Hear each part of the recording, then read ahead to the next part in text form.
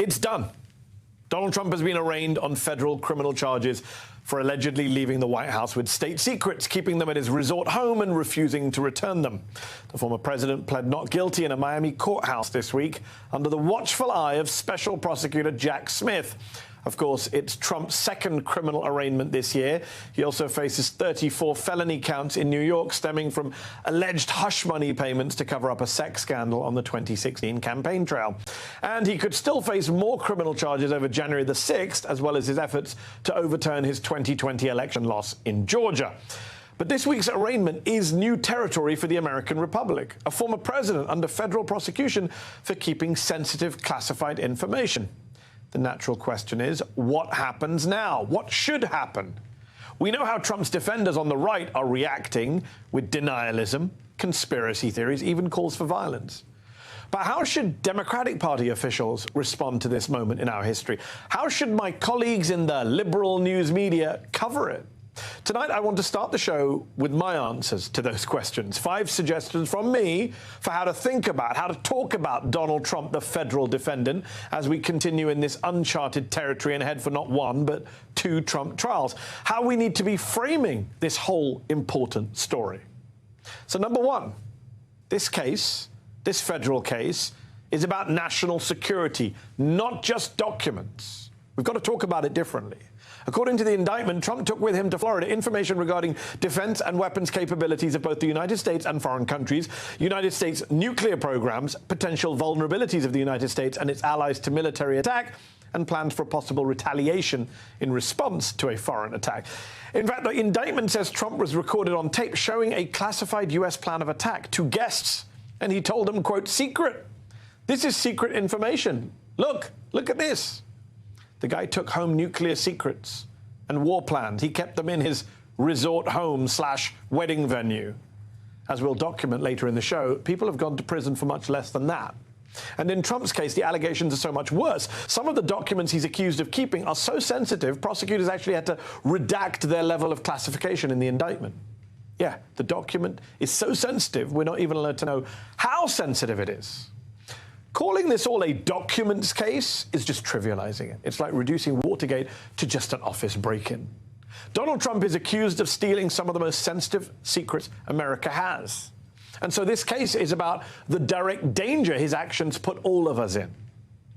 Number 2, cover the facts. Don't just give free PR to Trump, and don't let him spin this entire judicial process into just another campaign event.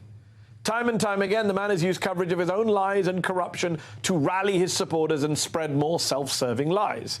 Tuesday was no exception. After his arraignment in Miami, Trump was driven to a cafe in Miami's Little Havana neighborhood to be adored by members of the Trump-loving Cuban-American community there. Then he jetted off to his golf resort in Bedminster, New Jersey, to give yet another rambling speech to his faithful devotees about witch hunts and banana republics. And how did the watchdog press respond to this circus? Mostly by playing into Trump's hands. Momentous scene in Miami, the New York Times wrote, beside a photo of all-American Trump anointed by the U.S. flag on his jet's tail rudder. A pretty aggrandizing tribute to the accused felon that's all the more ironic when you consider that this week marks the 8th anniversary of the day that reality TV star Donald Trump came down a golden escalator in Trump Tower to announce his candidacy for president. A 2016 campaign that got an estimated $5 billion in free media coverage, more than 7 times what Hillary Clinton got. The media blew it then, but thankfully not everyone blew it Tuesday night as Trump climbed back on his soapbox. Listen to what my MSNBC colleague Rachel Maddow said on air. We do not intend to carry these remarks live. As we have said before in these circumstances, there is a cost to us as a news organization to knowingly broadcast untrue things. Even CNN is wising up to Trump's grift. We're not carrying his remarks live because, frankly, he says a lot of things that are not true and sometimes potentially dangerous. Good for Jake Tapper. Although I would point out that CNN had no problem airing Trump live on their network in prime time, despite his dishonest and dangerous rhetoric, as part of a disastrous town hall event just last month. But I digress. Look, the point is, Trump sees the notoriety from being America's first indicted former president as a clear PR opportunity, as a way of boosting his profile. But we don't have to help him do it. Which brings me to number 3. Democrats can't afford to leave a vacuum here. Politics, like nature, abhors a vacuum. A vacuum allows Trump and the MAGA media machine to flood the zone with BS without a countervailing force. Trump, aided and abetted by almost every one of his presidential rivals, as well as Fox, Newsmax and the rest, is already blasting his own false version of the story loud and clear to the Florida public, any one of whom could possibly wind up on the jury deciding the former president's fate. Meanwhile, President Biden has ordered the DNC and his own re-election campaign to remain silent about the indictment. Republicans get to endlessly run their mouths on this, while Democrats take a vow of silence. They cede control of the narrative to Trump, to Fox, to the GOP. Madness. When asked for his opinion, this is all Biden had to offer. Mr. President, are you concerned about the vision in light of the Trump indictment? If everybody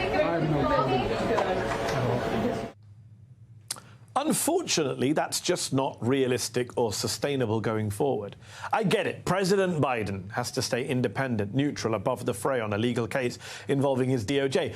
But candidate Biden, at some point, surely has to say something about his GOP opponent being indicted for major and multiple crimes. Does he not? And remember, no one on the right is going to give him credit for staying above the fray.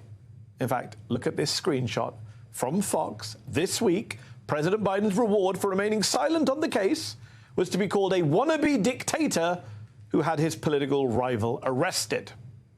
So what are you really gaining here, Dems? Look, you can't allow bad actors to fill the airwaves with nonsense.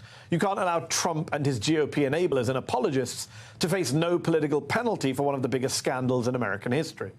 There has to be a rebuttal. To not do so is just political malpractice. Number 4, we cannot allow political violence to be normalized. A number of Republicans have already responded to Trump's indictment with violent bluster and not so subtle hints at civil war. We can't just shrug off that rhetoric or turn a blind eye. Failed gubernatorial candidate Carrie Lake threatened at a rally that 75 million, mostly armed Trump supporters, she said, would stand between the Justice Department and the former president. GOP Congressman Andy Biggs wrote on Twitter, "We have now reached a war phase, eye for an eye." And Representative Clay Higgins tweeted, "This is a perimeter probe from the oppressors. Hold, buckle up, 1 to 50K, know your bridges. Rock steady, calm, that is all." Sounds like gibberish, but it's also military slang. 1 to 50K is believed to be a reference to military maps, and I'll let you figure out what buckle up might mean. Are these people on bath salts? Again, it's easy to laugh at their craziness, but if we've learned anything from January the 6th, it's that we can't turn a blind eye to this rhetoric. We can't ignore where it leads. So we have to call it out at every turn, not just move on, as much of the media already has with those 3 people.